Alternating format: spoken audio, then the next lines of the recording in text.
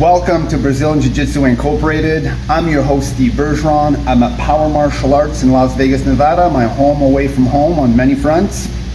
If you clicked in today to have a look at some fancy, cool moves, you clicked in the wrong video. Today is going to be about flow rolling, what mindset you should have, the different phases that are in flow rolling. I'm going to break it down. Check it out.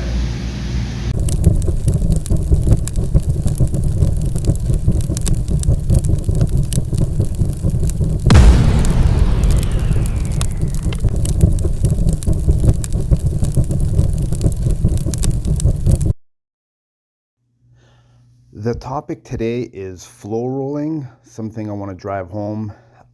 Everyone's got their own version of flow rolling, but there's 3 phases to flow rolling. Now these beginners were instructed, it's flow rolling and a little bit drilling all at the same time, but these white belts, these beginners were instructed to either do a mount escape via bridge and roll or replacing the guard. And when someone is in the guard, just to practice one of your favorite sweeps, just to sort of go back and forth, and we're flowing freestyle from whatever sweep they want to whatever mount escape they want. So that's at the beginner level. Phase 1 really is like you're flowing just for positions. Now Elijah here is going for a guillotine. He's relatively new. He's not realizing that we're not doing submissions. It's just sweep and escape. There we go. No one gets hurt. But at the beginner level, they're just instructed to, like I say, escape the mount or sweep. Then the next phase after that, I'll add some other variants to it, but it's a slow baby step at this level. When you're blue belt and upwards to flow roll, it's for phase 1, you can basically use any position, whether it be neon, turtle, rear mount. But for white belts, I tend to just give them a isolated drill to work with first, and then they can freestyle from there. The next step I added to them is when you're in the guard, you can either get swept or pass, depending. So now there's a little bit of option 1 to option 2. So now there we go. There's the pass to mount. Then there's going to be an escape, a bridge and roll, or the wrong way. There we go, the proper way. And then it's either a sweep or a guard pass. But if you go for the guard pass and get side control, then you just transition to mount. There's no side control. That'll be the next level. So it's sort of an introduction I did to the white belts. I had to really isolate it to them to make sure it's safe and more focused. But when you're blue belt, again, you can deal with all kinds of positions. Again, phase 1 is no submissions at all whatsoever. It's just you're going from position to position. And when it comes to the white belts, you just have to isolate the positions a little bit more, so it's in a controlled fashion and it still remains flow rolling, because that's the purpose.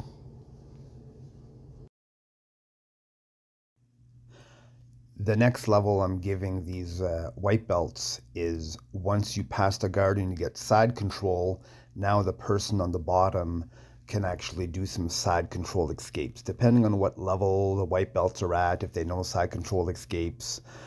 But that's just one more part of the equation to phase 1 that I slowly put in baby steps to slowly introduce them to flow rolling.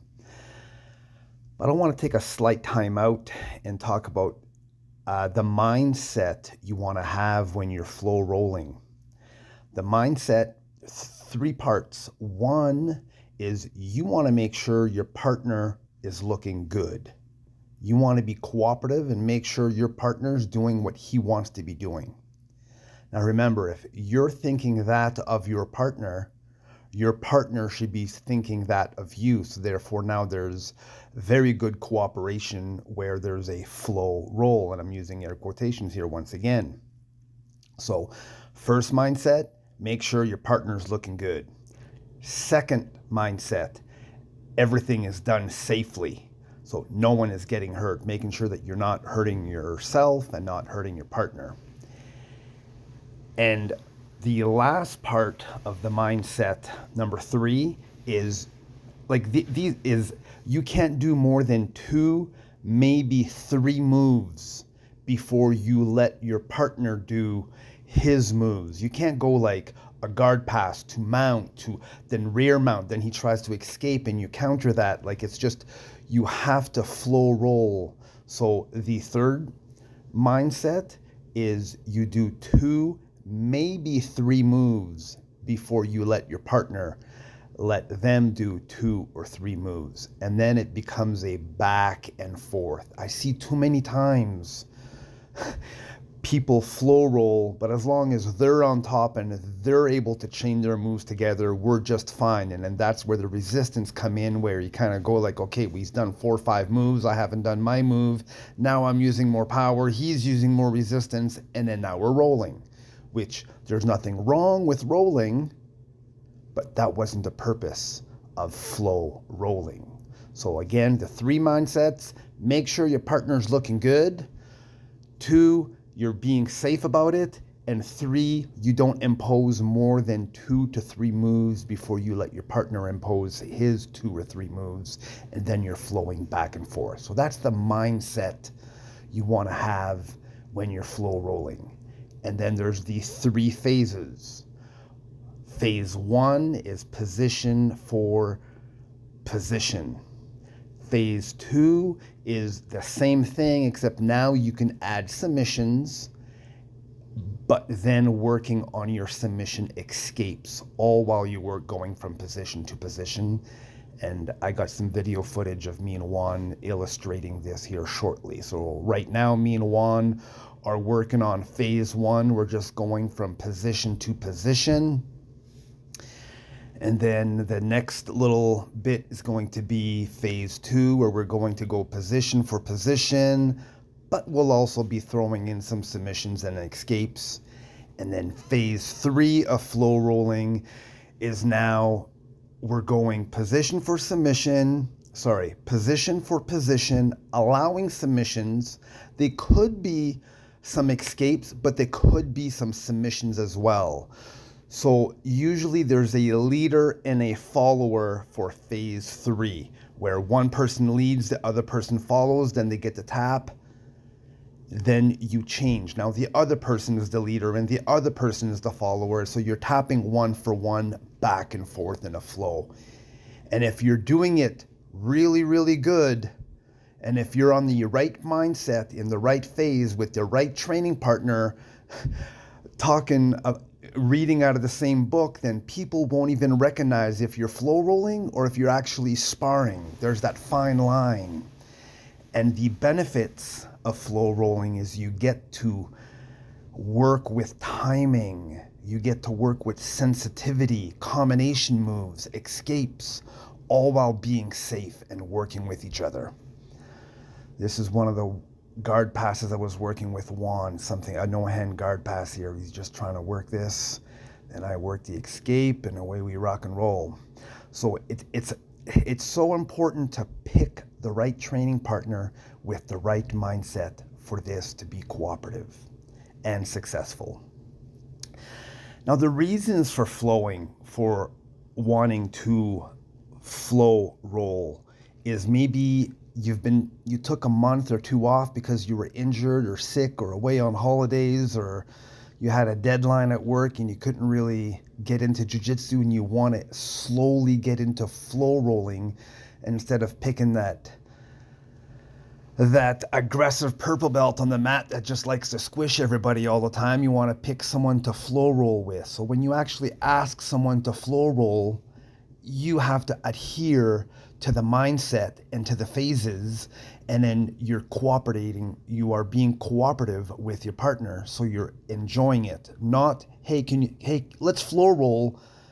let me just smash you, and as long as I'm on top chaining my combinations and moves together, that just doesn't work. Okay, so it's give and take. The next phase, me and Juan will clearly gonna illustrate that, where I tap him, he taps me, I take him down, he takes me down. There's a leader and a follower back and forth, and that's the third phase. But yeah, getting back to why you want to flow roll. Maybe you're nursing an injury, so it's important to pick the right person. You know, maybe you're just having a bad day, and you had a bad day and you had a hard time getting to the gym, and you kind of go like, I just don't want to be here, and that happens from time to time. So maybe you pick a good training partner, you establish that you want to flow roll, and there's good purpose to it. So with that said, I hope you got some benefits out of this video, out of the mindset, the different phases, and maybe this is a video you want to share, that if someone's not getting flow roll, or if you like this concept and you want to pass this concept along to somebody, to your training partner, and to get the benefits of flow rolling, we'll pass this video along and let that person invest 13-14 minutes of this video and get some knowledge, get on the same page, and enjoy the benefits of flow rolling.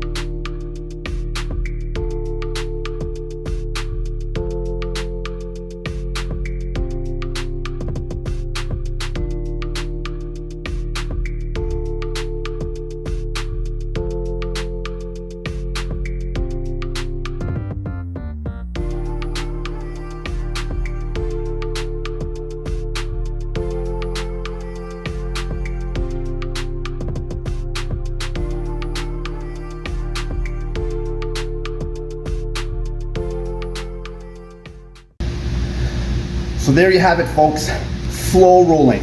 The three phases: position for position, position for submission with escapes, and position with submission to completion with a leader and a follower. Those are your three phases. Your three mindsets should be making sure your partner is looking good. Obviously you have safety in mind. And the third is making sure you don't instill more than 2 or 3 moves before your partner can do their 2 or 3 moves. And then that's the soup of flow rolling. Outside of that, then you're just sparring. So if you're gonna ask someone to flow roll, make sure you're on the same mindset so you can actually flow and develop good training habits. Outside of that, as always, I look forward to seeing you on the mat soon.